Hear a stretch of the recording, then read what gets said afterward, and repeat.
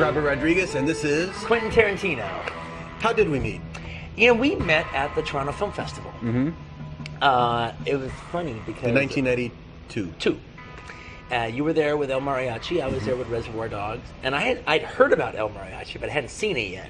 But you had already seen Reservoir Dogs at Telluride. Telluride Film Festival just like a few weeks before. Yeah. What I remember about it is we had to be on panel discussions together about violence in movies in the 90s, even though it was only 1992. Yeah, we were already talking. We were the authorities on it because our movies were so violent.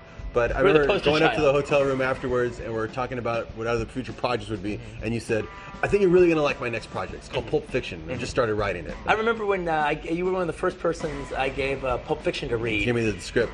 And you came and you, I think you called ahead and you go, okay, you need to move some desks out of the way because when Quentin asked me, when I walk in the room, I want to just do a cartwheel. So he knows how I feel about it. So on MySpace, we're finally going to reveal, after all these years, Quentin has finally broken down what is in the briefcase in Pulp Fiction. Yeah, since 1994, people have been asking me, what's in the briefcase? What's in the briefcase? And I keep saying, whatever you think, which isn't a BS argument. It's just, okay, after all this time now, I figure on MySpace, the best audience ever, I can reveal it.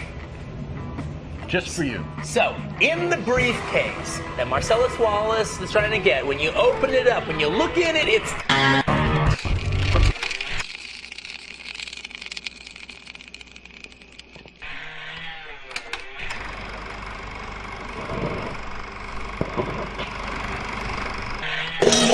And that makes complete sense. Yes! That makes complete sense. And it changes how you see the whole movie. But you can see why I didn't want everyone to know that, because I like them all making their own movie, but... I gotta go back and watch it now. You gotta watch it now. Now it all makes, It actually changes every movie you've ever made. Yeah, I think it does, actually. Because it doesn't just apply to Pulp Fiction, it applies to all of them. That's awesome. Just for you guys.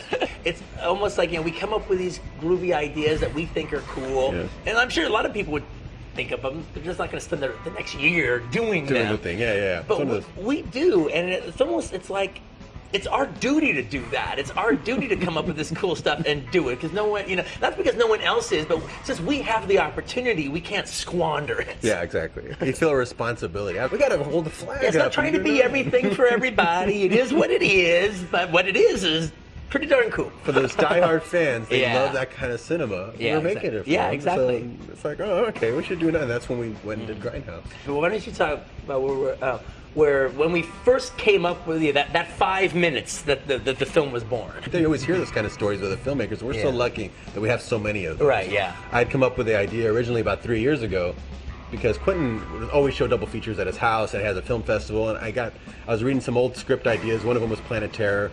I had a whole bunch of half-written scripts, and I went, these are all kind of good ideas, but I'm never going to get around to directing all these. Maybe I should start doubling them up and making them double features. And I got really excited about the idea of a double feature. Kind of forgot about it while I did Sin City. Then when I went to your house to show you your scene from Sin City I'd edited, laying on your messed up floor was a double bill poster for Drag Strip Girl and Rock All Night, which was the same one that's in my floor, in my editing room, that I was using as inspiration. I laughed and went, I got the same one, and it's in the same spot on the floor. I said, wait a minute, I had an idea 3 years ago to do a double feature, but you should do one and I'll do the other one. You go, oh, I love double features. We got to call it Grindhouse. It was that quick.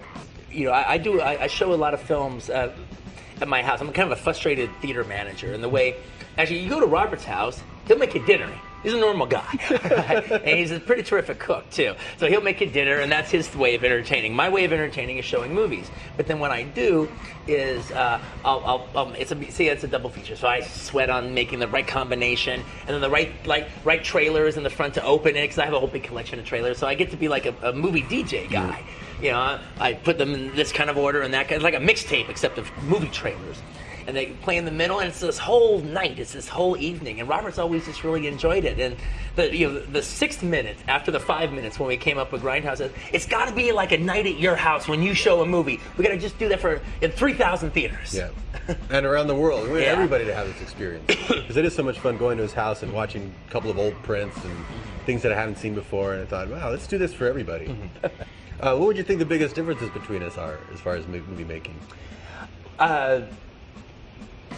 actually, what's the biggest? I know there's numerous differences between us. And it's, you almost think after a while we get on so well and we love the same things. You just figure, oh, they're the same guy, but no, we approach everything differently. Yeah. And I think a simplistic way would say, oh, Robert does action and Quentin does dialogue. Like, well, no, not anymore. Quentin's done some of the biggest action stuff ever. And in fact, I think in this movie, I have so many action scenes in mind, but you've shot the best action scene because you went and did it reel for reel with real cars at real speed and real stunts. And I never would do that. I'm too chicken for that. I put everything on a green screen. Be afraid somebody would get hurt, especially me. But you went for the real fucking death. So that's it for Quentin Tarantino and Robert Rodriguez. And Grindhouse opened in a theater, a drive-in near you, April 6th. Go to the drive-in. MySpace. Check you later. Try.